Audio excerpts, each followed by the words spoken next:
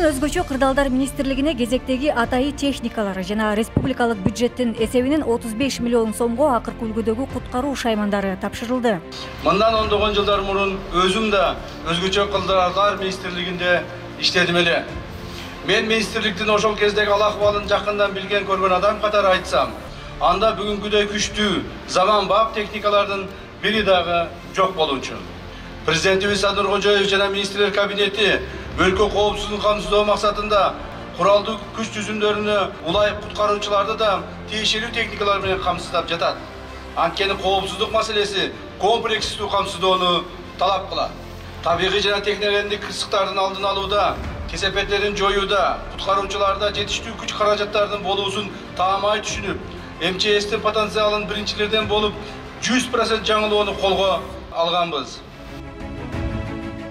Апаат болгон жерде түнкүсүн электр энергиясы жок шартта ыкчам куткаруу иштерин жүргүзүүгө ылайыкталган күн энергиясы, күйүүчү май менен иштей турган жарык бергичтер, кубаттуу бетон темир кескичтер, өрт кырсыгында көп кабаттуу имараттарга чыгууда колдонулуучу 3 муунактуу тепкичтер, урандылардын астында куткаруу ишине керектелүүчү кол шайманы, Халматро гидравликалык авариялык куткаруу шаймандарынын топтому алынды.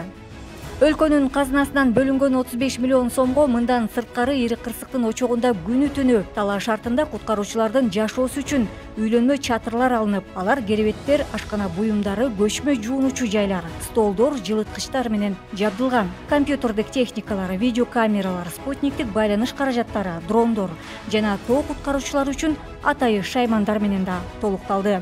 Мындан сырткары жүк көтөрүмдүүлүгү 30 тонналык татаал шарттарда иштөөгө ылайыкталган Белаз үлгүсүндөгү 10 карьердик жүк ташуучу унаа тапшырылды. ÖKMге ошондой эле Кореянын эл аралык койка кызматташтык агенттиги аркылуу гранттык негизде 10 тез жардам унаасы, өзгөчө кырдаал жана кырсыктарга ыкчам барууга 4 пикап авариялык куткаруу, 5 тонналык 4 өрт өчүрүүчү унаа жана Түркиядан суучулдардын тереңдикте коопсуз иштөөсүнө шарт түзүп берген 1 барокамера берилди. Министрлер кабинетинин төрагасынын орун басары акыркы 3 жылда өзгөчө кырдаалдар министрлигинин карамагына 700дөн ашык заманбап унаалар берилип, авариялык куткаруу кызматынын жабдыктары толугу менен жаңыланганын белгилеп, кырсыктардын алдын алууда, адам өмүрүн сактоодо натыйжалуу иштерди күчөтүү зарылдыгын айтып, министрликтин ишине ийгиликтерди каалады.